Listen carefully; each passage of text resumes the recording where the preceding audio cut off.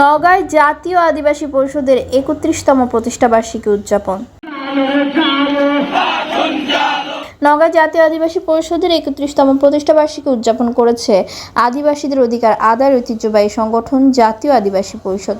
আজ মঙ্গলবার বিকেল ২টায় নওগাঁ মুক্তির মোড় শহীদ মিনার থেকে র্যালি বের করে নওগাঁ জেলা শহরের প্রধান সড়ক প্রদক্ষিণ করে এবং মুক্তির মোড় শহীদ মিনার শেষ করে আলোচনা অনুষ্ঠান অনুষ্ঠিত হয়। এতে সভাপতিত্ব করেন জাতীয় আদিবাসী পরিষদ কেন্দ্রীয় কমিটির সাধারণ সম্পাদক নরেনচন্দ্র পাহান এবং জাতীয় আদিবাসী পরিষদ কেন্দ্রীয় কমিটির দপ্তর সম্পাদক নকুল পাহানের সঞ্চালনায় বক্তব্য রাখেন বাংলাদেশ সমাজতান্ত্রিক দল বাসুদের নওগাঁ জেলা সমন্বয়ক জয়নাল আবেদিন মুকুল। এছাড়াও আরও বক্তব্য রাখেন জাতীয় আদিবাসী পরিষদ কেন্দ্রীয় কমিটির সাংগঠনিক সম্পাদক সুভাষ চন্দ্র হেব্রম।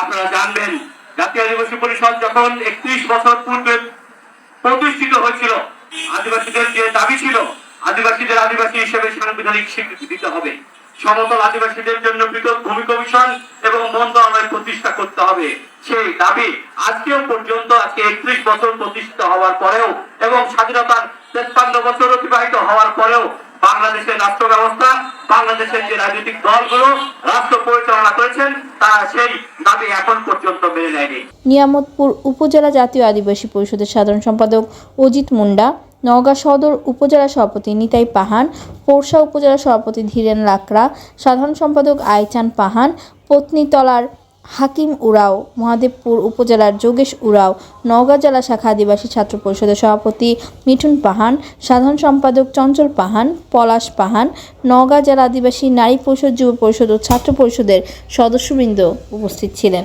আজকের এই দিনে ৩১ বছর আগে এই ভূখণ্ডে বসবাসরত আদিবাসীদের অধিকার আদায়ের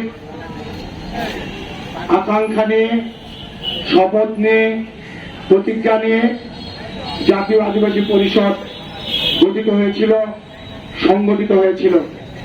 দীর্ঘ ৩১ বছরের লড়াই সংগ্রামে অসংখ্য মানুষ এখানে শহীদ মৃত্যুবরণ করেছে, এখানে নির্যাতিত হয়েছে এবং আত্মত্যাগ করেছে। সংগ্রামী বন্ধুগণ, লড়াই সংগ্রামের ৩১ বছরে আজকে আমরা কি দেখতে পাচ্ছি? আজকে আমরা দেখতে পাচ্ছি সে 1855 সালে ব্রিটিশ বিরোধী আন্দোলনে সিধু কানু ঐতিহাসিক ভূমিকা রেখেছিল, কিন্তু ভারতবর্ষ স্বাধীনতার পরে পরে দেশ বিভাগকে কেন্দ্র করে এদেশের আদিবাসীদের উপর নির্যাতন নিপীড়ন করা হয়েছিল। 1971 সালে মুক্তিযুদ্ধ সংগঠিত হয়েছিল বাংলাদেশে। একদিকে পাক হানাদার বাহিনীর নির্মম নির্যাতন এদেশের আদিবাসীদের উপর সংগঠিত হয়েছিল। বুধু রায়ের নেতৃত্বে ওই ক্যান্টনমেন্ট ঘেরাও করা হয়েছিল। মুক্তিযুদ্ধের আকাঙ্ক্ষা ছিল বাংলাদেশ হবে সকল মানুষের দেশ, প্রত্যেকটা মানুষ সমান অধিকার নিয়ে বেঁচে থাকবে। সংগ্রামী বন্ধুগণ, আমরা মুক্তিযুদ্ধের ৫৩ বছর পরে দেখলাম যে বাংলাদেশে বারবার স্বৈর শাসন প্রতিষ্ঠিত হয়, বারবার এদেশের মানুষ রক্ত দেয়, জীবন দেয়, কিন্তু এদেশের খেটে খাওয়া গরিব মেহনতি মানুষ সহ আদিবাসীদের মুক্তি আসে না। আপনারা সবাই জানেন, যত গণতান্ত্রিক আন্দোলনে আদিবাসীরা অংশগ্রহণ করে, কিন্তু ইতিহাসের বাদ বদলে আদিবাসীদের উপর নিপীড়ন নির্যাতন সংগঠিত হয়। আমি এবার বলতে চাই, আবু সাঈদ শহীদ হয়েছেন রংপুরে, সেই শহীদ মৃত্যুকে কেন্দ্র করে আত্মদানের প্রতিযোগিতা শুরু হয়েছিল। সেই প্রতিযোগিতার উপর ভর করে জনগণের বুকের উপর জগদ্দল পাথরের মতো যে স্বৈর শাসক চেপে বসেছিল, সেই স্বৈর শাসকের পতন হয়েছে। সংগ্রামী বন্ধুগণ, আমি শুধু মনে করে দিতে চাই, যে কলেজে শহীদ আবু সাঈদ পড়তেন সেই কলেজের বৈষম্য বিরোধী ছাত্র আন্দোলনের প্রধান নেতা ছিল একজন আদিবাসী, তার নাম হচ্ছে রিনা মুর্মু।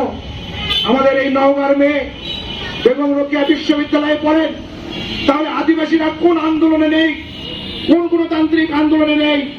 তারপরে আমরা দেখলাম আগ্রাদীগুলের কাহাকুড়িতে আমাদের সমাজতান্ত্রিক মহিলা ফোরামের সদস্য সচিব, অসদ নওগাঁ জেলার অন্যতম সদস্য তারামণির বাড়ি মাটির সঙ্গে গুড়িয়ে দেওয়া হলো।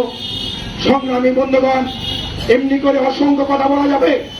আমরা বলতে চাই, এবং বর্তমান অন্তর্বর্তীকালীন সরকারের প্রধান অধ্যাপক ডক্টর ইউনূস বলেছেন যে বাংলাদেশ একটা পরিবারের মতো। আমরা আশ্বস্ত হয়েছি, আমরা শুধু আশ্বস্ত হয়েছি, কিন্তু যদি আমরা দেখি কথা এবং কাজের মিল নেই। অতীতে যেভাবে আদিবাসীরা লড়াই করেছে সেই লড়াই অব্যাহত রাখবে, কারণ আদিবাসীরা রক্ত দিতে, আদিবাসীরা জীবন দিতে কুণ্ঠাবোধ করে না। ব্রিটিশ বিরোধী আন্দোলনে আমরা রক্ত দিয়েছি, জীবন দিয়েছি, ফাঁসির মঞ্চে গিয়েছি হাসতে হাসতে। ৭১-এর মুক্তিযুদ্ধে আমরা রক্ত দিয়েছি, জীবন দিয়েছি, আমরা মৃত্যুবরণ করেছি প্রত্যেকটা গণতান্ত্রিক আন্দোলনে। সুতরাং আজকে এই বাংলাদেশের যে বৈষম্য বিরোধী ছাত্র আন্দোলন, শুধুমাত্র ছাত্রদের বৈষম্য নয়, সমাজের সকল স্তর থেকে বৈষম্য দূর করতে হবে। দূর করতে হবে ধনী গরিবের বৈষম্য, দূর করতে হবে নারী পুরুষের বৈষম্য, দূর করতে হবে শিক্ষা ক্ষেত্রে বৈষম্য, দূর করতে হবে স্বাস্থ্য ক্ষেত্রে বৈষম্য। অর্থাৎ মুক্তিযুদ্ধের যে কেন্দ্রীভূত চেতনা, যে বৈষম্যহীন একটি সমাজ, যে সমাজের সুবিধা পাবে এদেশের কৃষকেরা, এদেশের শ্রমিকেরা, সেই সমাজ বিনির্মাণ করতে হবে। যদি কথা এবং কাজের মিল না থাকে, অবশ্যই অতীতে যেভাবে আমরা স্বৈরতন্ত্রের বিরুদ্ধে, দুঃশাসনের বিরুদ্ধে, লুটপাটের বিরুদ্ধে, নিপীড়নের বিরুদ্ধে, অন্যায়ের বিরুদ্ধে যেভাবে আমরা লড়াই করেছিলাম, সেই লড়াকু জাতি হিসাবে আদিবাসীরা, এদেশের বাঙালি গরিব মেহনতি মানুষেরা সেই লড়াই অব্যাহত রাখবে। একটি লড়াইয়ের কথা বলে আমি বক্তব্য শেষ করতে চাই। সংগ্রাম